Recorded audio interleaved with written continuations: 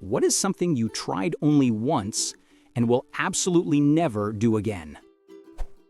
Taking a mule train down the Grand Canyon? It was terrifying. I've always wanted to do that. I will never again take a heroic amount of mushrooms. For me, it was 5 grams, and it really opened a door that let in horrors known and unknown. Thankfully, it was in a retreat setting with lots of support. I had a few pretty traumatic things happen years ago and thought I buried them thoroughly. I did not and had to face all of it. I'm glad I did it. It didn't make my problems go away, but they no longer pop up daily. I'm definitely one of those people who advocate taking shrooms, but I don't think I'd ever do a heroic dose unless in a professional setting. Macrodosing is perfect for me. I also don't recommend people mini-dose either, 0.3 to 1 gram.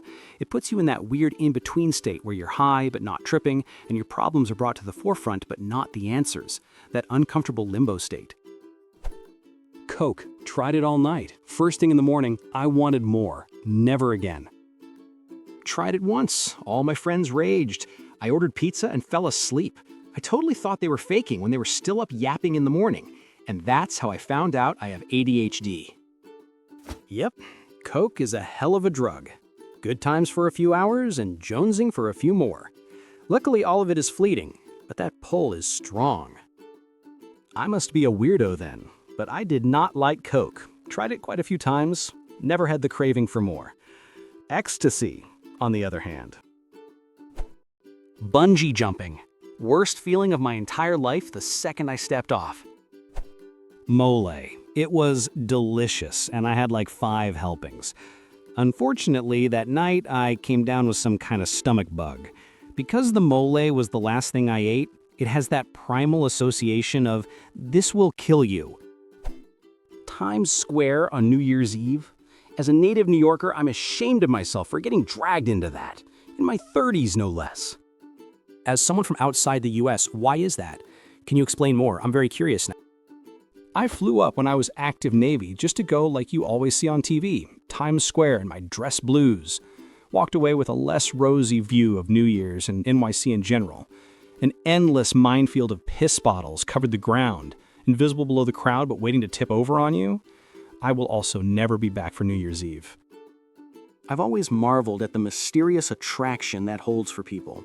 It never sounded like it would be remotely enjoyable, made even more so with today's oppressive security measures. Eating a Carolina Reaper just to see how hot it really was.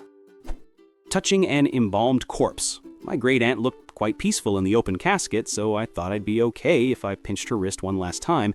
It was part of an old running joke between us. Turns out, embalmed skin feels nothing like human flesh, and now my last memory of her is tied up with having the horrible realization that she felt all wrong.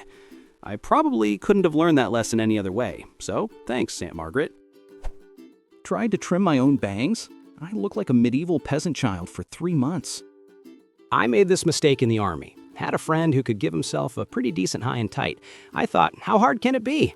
It can be very hard. I look like I got attacked by a psychopath armed with clippers. That happened to me in high school and everyone called me Simple Jack. Tropic Thunder was big at the time and I have blonde hair. I recommend learning if you still have bangs. I do my own every few weeks and haven't been to a hairdresser in probably a decade. Saves a lot of money and time. Hot yoga. Made it 25 minutes before I had to leave with zero dignity and extreme dehydration. I went scuba diving for my first time ever in a territorially contested area of a country where I legally wasn't supposed to be. The diving training was very suspect. They took me into a small cave system without warning.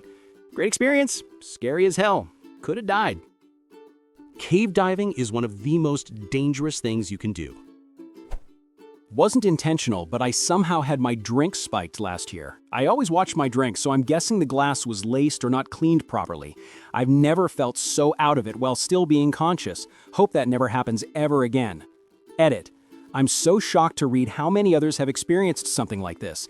It's sad you can't even enjoy a night out without having to worry about someone messing with your drink. 200-foot bungee jump by my ankles. I went blind for a couple of seconds. 35 years later, I had a retinal detachment. Yikes. I've never done anything like that, but I went completely blind once for about 20 minutes after getting badly sunburned the day before. That was in the summer of 2003, and I've never been blind before or since. I still don't know why it happened. It's not like I was staring into the sun. I two-handed a sailboat across the Gulf Stream with almost no previous boating experience of any kind. 1 out of 10, because we lived.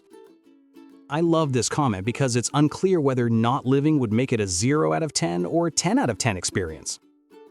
Can someone explain why this is so impressive? I do not know anything about boats. Bungee jumping. Did it once on a dare and spent the entire fall convinced I was gonna die. The rush afterwards was pretty intense, but my body was shaking for like 2 hours straight, and I couldn't stop thinking about all the ways the cord could have snapped. Never again. Give me my feet on solid ground, thanks. Friend's car had no more space, so I jammed myself inside the trunk of their car. It was only a short drive, 5 minutes tops, but it's definitely not something I would do ever again, given the chance. I rode in a trunk for an hour and a half. My friend was taking her boyfriend back to college, but she wanted company on the way home. We did this in northern Canada. 3 people in front, 5 jammed in the back, 2 of us in the trunk. This was a whale of a car. My buddy was backing out of the driveway and could hear stop, stop, stew, bang. I opened my eyes with the trunk open, my buddy, driver 1, and the older driver of the car that hit us, driver 2. Driver 2, you 2 okay? Me, fuck. Driver 1, are you calling the cops? Driver 2, kid, I'm drunk. I ain't saying anything if you don't. Never again.